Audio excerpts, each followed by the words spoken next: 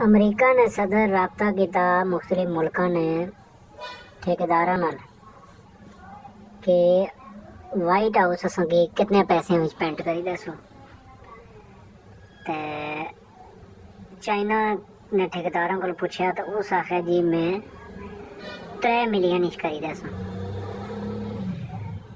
जिसने विचों 1 मिलियन जड़ा वो पेंट ना इतने ना पेंट ऐसी, 1 मिलियन जड़ा वो लेबर नी मजदूरी है, तो 1 मिलियन जड़ा वो प्रॉफिट है।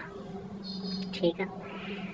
तो फिर पूछा यूरोप ने ठेकेदार आख्या जी कि मैं किनसा 7 मिलियन, 3 मिलियन पेंट ने किनसा, 2 मिलियन लेबर की दसा तो 2 मिलियन प्रॉफिट।